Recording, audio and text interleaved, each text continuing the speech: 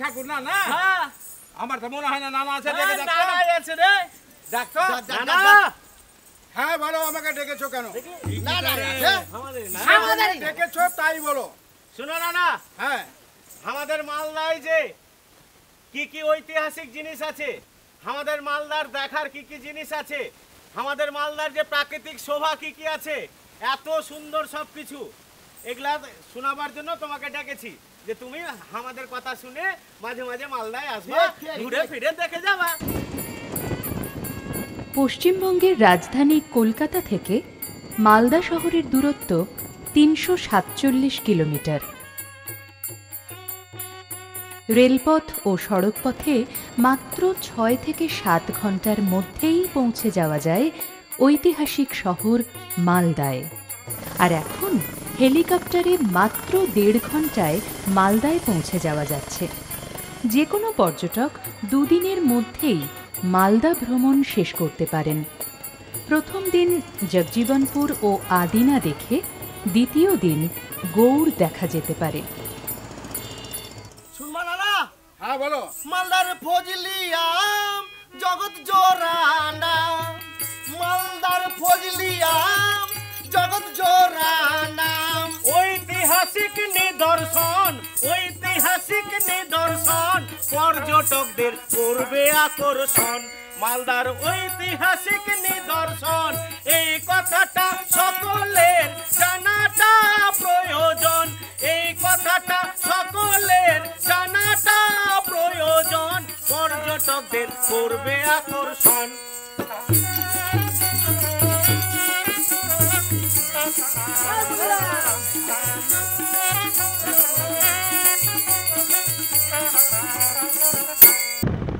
গৌড় পূর্ব ভারতের একটি প্রাচীন রাষ্ট্র ও তার প্রধান নগর তথা রাজধানী। প্রাচীন ও মধ্যযুগে গৌড় ও বাংলা এই দুটি শব্দ সমার্থক ছিল। কৌটিল্যের অর্থশাস্ত্রেও গৌড় নামক জনপদের উল্লেখ আছে। হোসেন শাহের সময় গৌড়নগর এত প্রসিদ্ধ হয়েছিল যে সমস্ত বঙ্গদেশের নাম হয়েছিল গৌড় আর বঙ্গবাসীরা হয়েছিল গৌড়িয়া।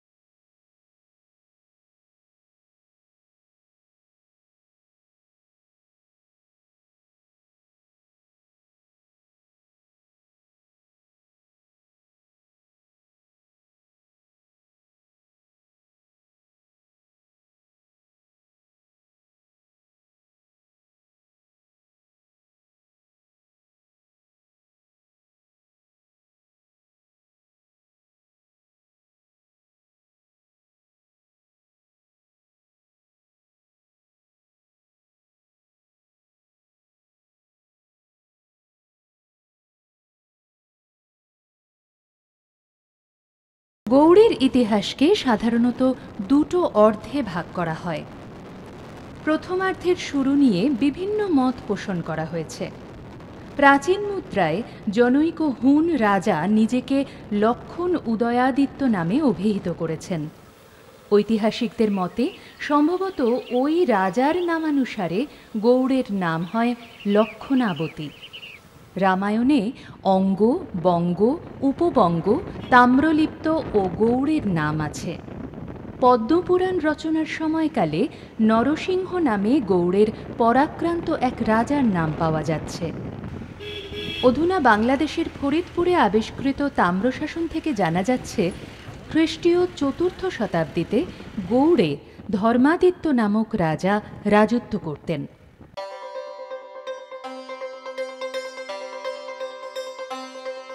আমরা এখন পান্ডুয়ার আদিনা মসজিদের সামনে। এই প্রকাণ্ড সুন্দর মসজিদটির দৈর্ঘ্য উত্তর দক্ষিণে ৫০৭ ফুট আর পূর্ব পশ্চিমে ২৮৫ ফুট। লোকে বলে ১ লক্ষ লোক এখানে নামাজ পড়তে পারত। আমার মনে হয় ১ লক্ষ না হলেও ১০,০০০ লোক স্বচ্ছন্দে এখানে নামাজ পড়তে পারত। এর নিচে বৌদ্ধ স্তূপের সন্ধান পাওয়া গেছে। ১৩৬৯ খ্রিস্টাব্দে সেকেন্দার শাহের রাজত্বকালে এর নির্মাণ সম্পন্ন হয়।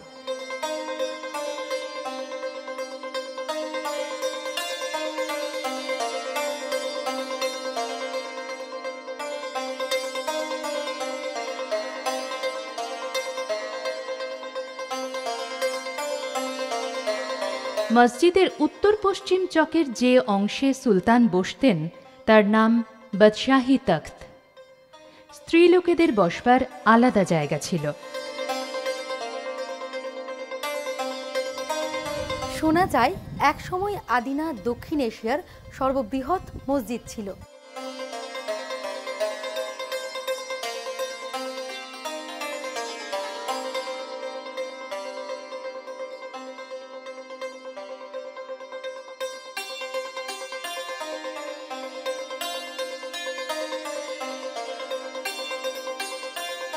মসজিদে ৩৭৮টি গম্বুজ ছিল। আদিনা শব্দের অর্থ শুক্রবার।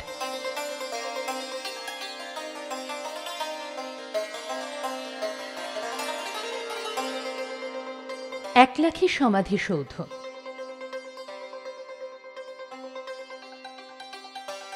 রাজা গণেশের পুত্র জালালউদ্দিন মোহাম্মদ শাহের সমাধি রয়েছে এই স্থানে। সম্ভবত ১৪১২ থেকে ১৪১৫ খ্রিস্টাব্দে এই সৌধটি নির্মাণ করা হয়।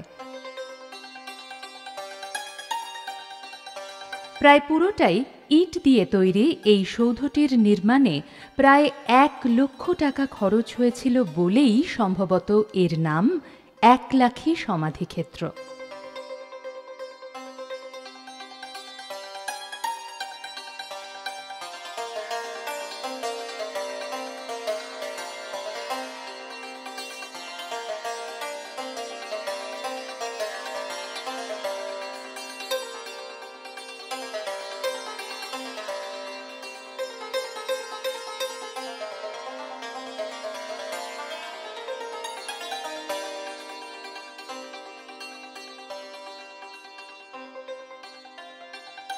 (১৫৮৩ খ্রিস্টাব্দে কুতুব শাহী মসজিদটির নির্মাণকাল।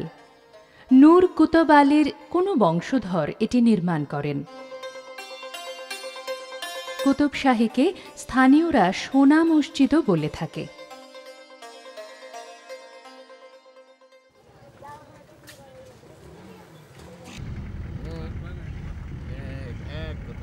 শহর থেকে ২১ কিলোমিটার দূরত্বে Adina deer park.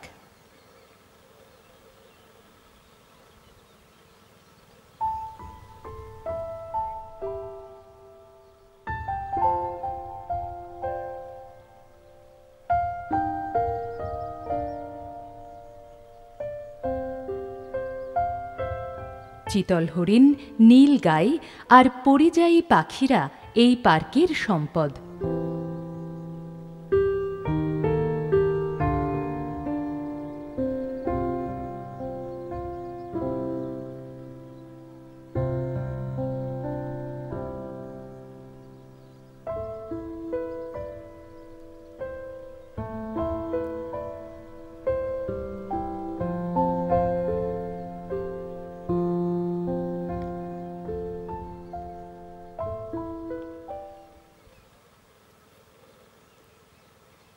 Adina deer পার্কের জঙ্গলের মধ্যে আছে আর এক ঐতিহাসিক ধ্বংসাবশেষ।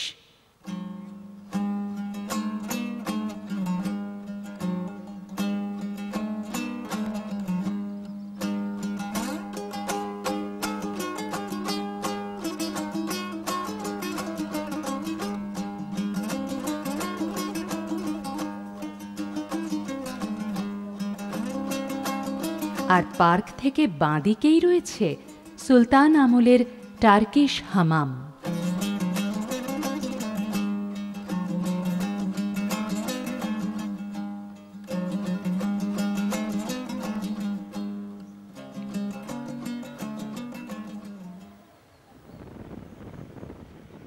দ্বিতীয় দিনের লক্ষ্য গৌড়। ঐতিহাসিক নিদর্শনগুলি দেখার ফাঁকে ফাঁকে আমরা ইতিহাস নিয়েও একটু আলোচনা করে নেব। সুরবংশীয়দের সময় থেকেই গৌড় রাজ্যের কিছু ঐতিহাসিক তথ্য অবগত হওয়া যায়। আইনি আকবরীতে 500 বছরেরও বেশি সুরবংশীয় রাজত্বের তথ্য পাওয়া যাচ্ছে।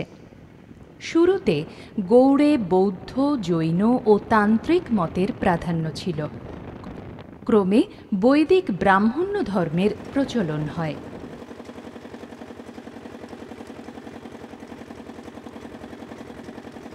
লুকোচুরি গৌড়ের রাজপ্রাসাদে যাওয়ার পূর্ব দিকের ফটক। সুউচ্চ এই ফটক দিয়ে সুলতান সুজা হাতির পিঠে হাওদা সমেত স্বচ্ছন্দে যাতায়াত করতেন। প্রবেশদ্বারের দুপাশেই দুটি নাক্কারখানা বা ক্ষুদ্র ঘর ছিল। হুসেন শাহের প্রস্তরলিপিতে দেখা যাচ্ছে যে লুকোচুরি দরওয়াজা ওর সময় নির্মাণ করা হয়।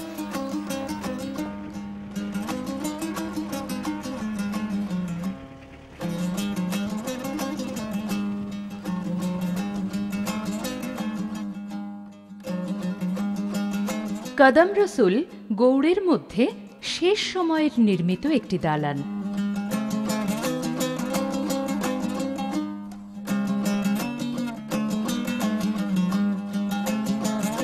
এই মসজিদে নবীর পদচিহ্ন আছে।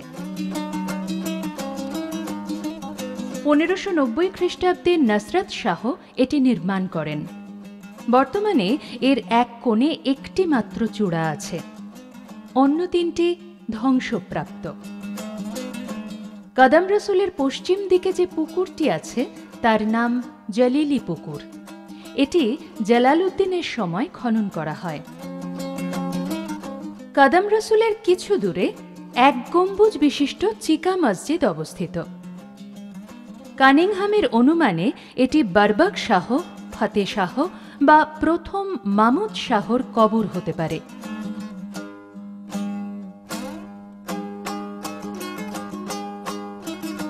স্থানীয় লোকেরা এটিকে জেলখানা বলে থাকে।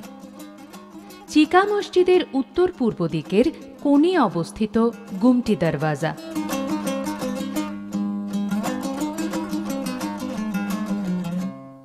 গৌড় দুর্গে যাবার জন্য পূর্ব দিকের আরেকটি ফটক ছিল এই গুমটি দরওয়াজা। সম্ভবত 1512 সালে আলাউদ্দিন হোসেন শাহের সময় এটি নির্মিত হয়। টেরাকোটা ও ইট দিয়ে তৈরি এই সৌধটিতে এখনও এনামেল পেন্টিং দেখা যায়।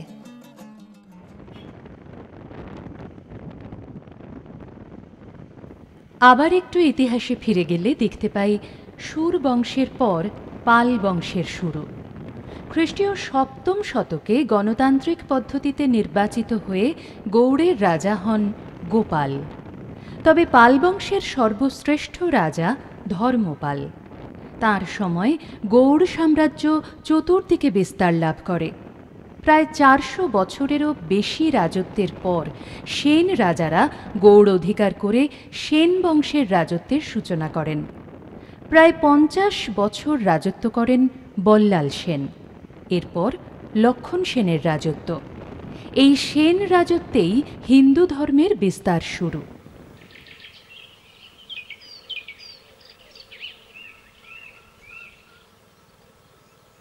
এই পাঁচিলটি যখন সম্পূর্ণরূপে ছিল তখন 1,75,000 বর্গগজ একটি প্রাঙ্গণ বেষ্টন করেছিল।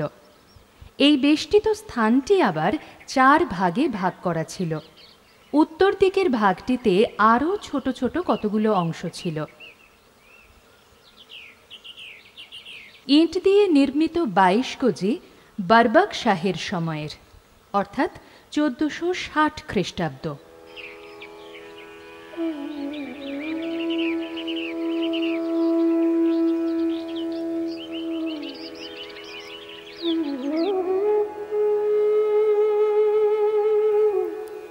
এই হলো বল্লাল বাটি, মানে বল্লাল সেনের প্রাসাদ। 2003 সাল থেকে বল্লাল বাটির খনন কার্য শুরু হয়েছে। সেন বংশের সর্বপ্রধান রাজা ছিলেন বল্লাল সেন। ওর সময়েই গৌড় দুর্গ নির্মাণ করা হয়। বল্লাল সেন নিজে বিদ্বান ও বিদ্যার উৎসাহদাতা ছিলেন। তাঁর রচিত দান সাগর ও অদ্ভুত সাগর অতি বিখ্যাত গ্রন্থ। এই সময়ে ব্রাহ্মণ্য হিন্দু ধর্মের বিস্তারের ফলে এদেশে একটা সামাজিক যুগান্তর উপস্থিত হয়।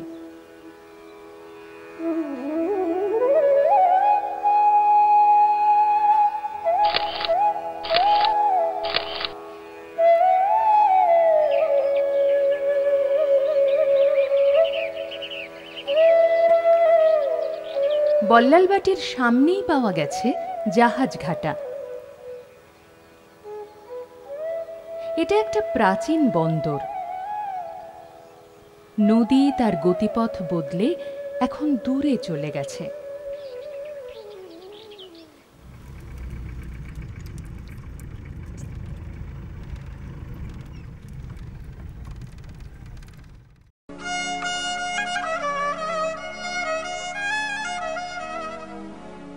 সেলামি দরওয়াজা বা দাখিল দরওয়াজা। এই দরওয়াজাই গৌড় দুর্গের সিংহদ্বার।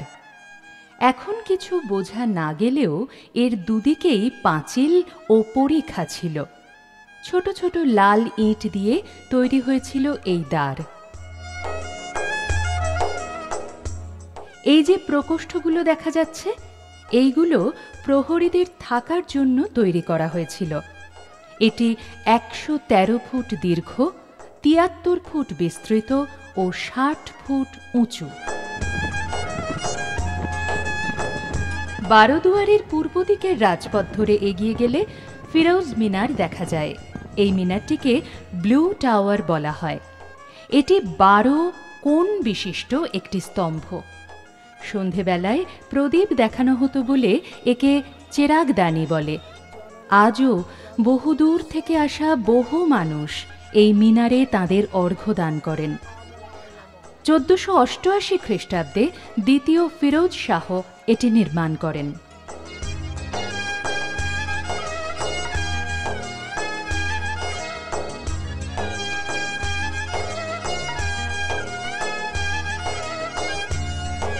হুসেন শাহ বারোদুয়ারের নির্মাণ শুরু করেন, আর 1527 খ্রিস্টাব্দে নসরত শাহের রাজত্বকালে এর নির্মাণ শেষ হয়। সম্ভবত এর গম্বুজগুলি সোনার পাতে মোড়া ছিল বলেই নাম হয় বড় সোনা মসজিদ। এই বারোদুয়ারি বা বড় সোনা মসজিদ গৌড়ের একটি অন্যতম স্থাপত্য। ইতিহাস বলে 12টি প্রবেশপথের জন্যই এর নাম বারোদুয়ারি। এই মুহূর্তে 11টি দরজা রয়েছে। দরজাগুলি 10 ফুট বাই 6 ফুট। গৌড়ের অধিকাংশ মসজিদের পাশে একটি জলাশয় দেখা যায়। প্রার্থনা করতে আসা মানুষদের হাত পা মুখ ধোবার জলের জন্য এরকম ব্যবস্থা। এখানেও তার ব্যতিক্রম হয়নি। এই জলাশয়টি বারোদুয়ারির পূর্ব দিকে অবস্থিত।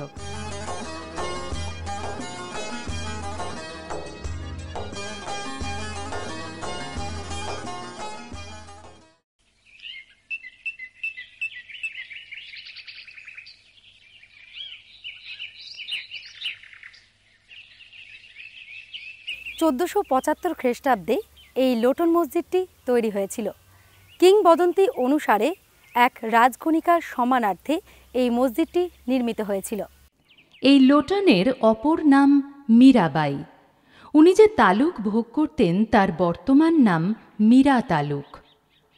প্রায় ১০০ বছর পূর্বে মেজর ফ্র্যাঙ্কলি লোটন মসজিদের সৌন্দর্য বর্ণনায় লিখেছেন, I have not met with anything superior to it for elegance of style, lightness of construction or tasteful decoration in any part of Upper Hindustan.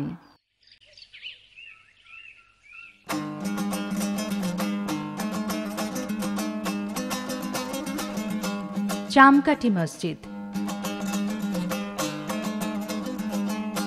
এই মসজিদের সামনের অংশটা নিশ্চিহ্ন হয়ে গেছে।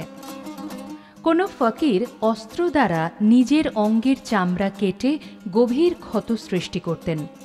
তার অবস্থিতির জন্য এই মসজিদের নাম হয় চামকাটি মসজিদ।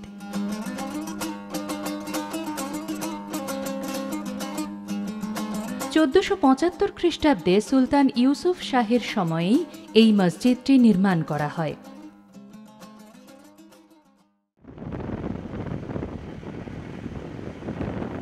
সেন বংশের শেষ লগ্নেই গৌড়ের ইতিহাসের প্রথমার্ধ সমাপ্ত। এরপর দ্বিতীয়ার্ধে শুরু মুসলিম রাজত্ব। লক্ষণাবতী হয় লখনৌতি। এই পর্বের প্রথম দিকে খলজি বংশ, বলবন বংশ ও পাঠান রাজবংশের অধীনে ছিল গৌড়। শেষের দিকে ইলিয়াস শাহী বংশ ও হোসেন শাহী বংশ গৌড়ে রাজত্ব করে। এদের উপর দিল্লির সুলতান ও মুঘল রাজবংশের প্রবল প্রভাব ছিল।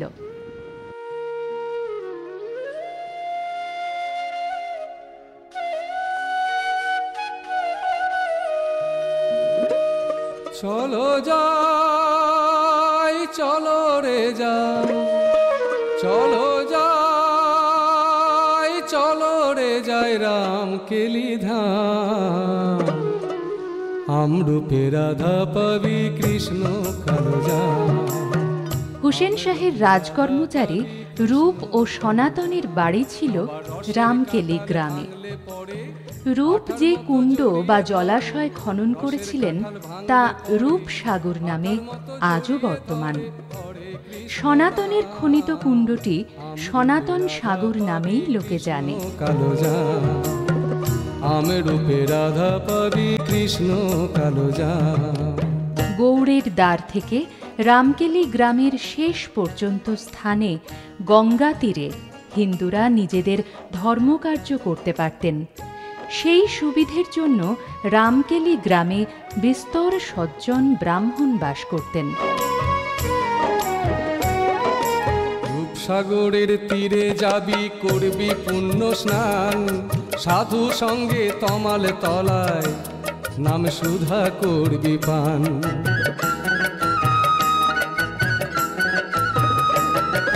রূপসাগরের তীরে যাবি, করবি পুণ্য স্নান।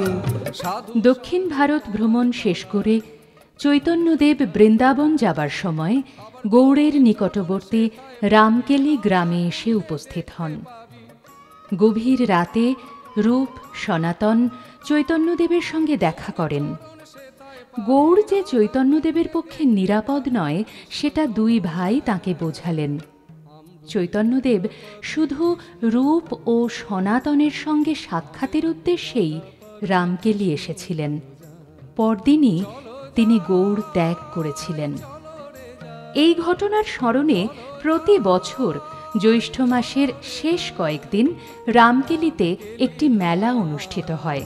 আমরূপে রাধা পাবি কৃষ্ণ কালজা, আমরূপে রাধা পাবি কৃষ্ণ কালজা, আমরূপে রাধা পাবি কৃষ্ণ কালজা, আমরূপে রাধা পাবি কৃষ্ণ কালজা।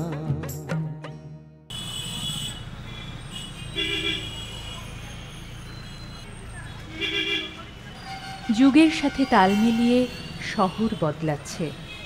মানুষের সাথে সাথে বেড়েছে যানবাহন, আলোর রোশনাই ছড়িয়েছে শহরে।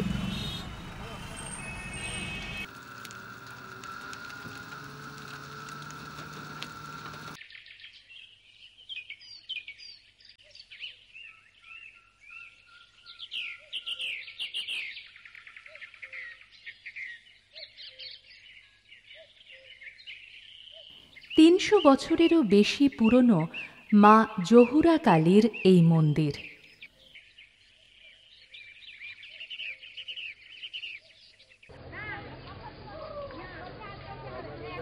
মালদার আরেক দ্রষ্টব্য স্থান পিরানা পীর।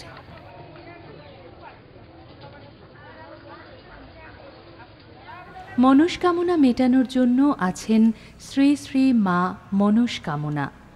মা মনস্কামনার মন্দির শহরের মধ্যেই অবস্থিত।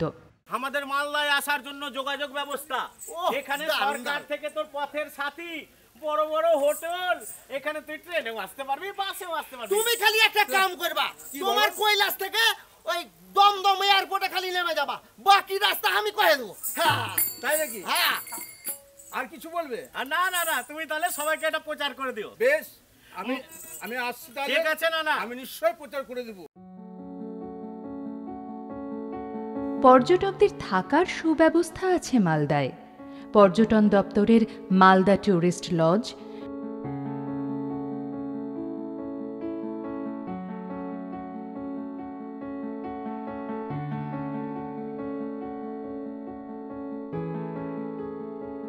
রয়েছে 2টি ইউথ হস্টেল,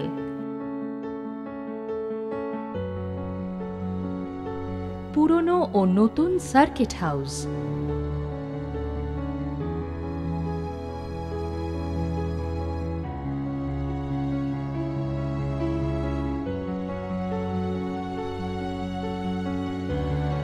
সবে গড়ে উঠেছে পথসাথী।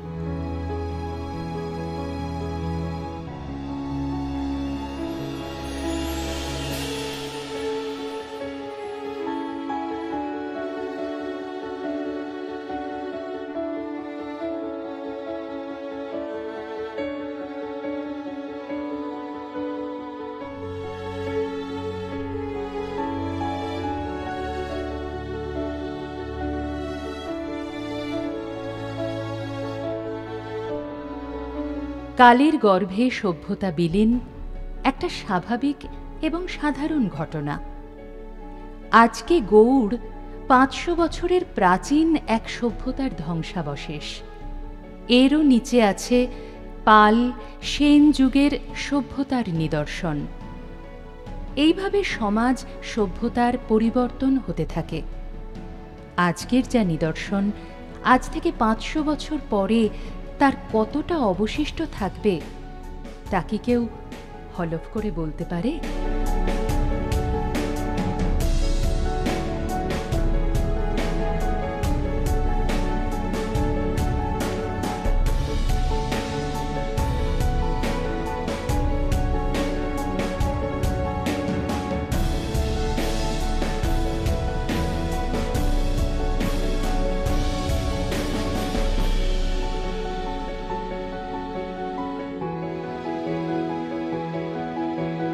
উত্তরবঙ্গের প্রবেশদ্বার এই মালদা তার ঐতিহ্যশালী ইতিহাস নিয়ে পশ্চিমবঙ্গের এক বিখ্যাত পর্যটন কেন্দ্র। তাই ভ্রমণ পিপাসু মানুষের কাছে মালদা এই মুহূর্তে একটা বিশেষ টুরিস্ট ডেস্টিনেশন। মালদার ঐতিহাসিক নিদর্শন, ঐতিহাসিক নিদর্শন পর্যটকদের করবে আকর্ষণ।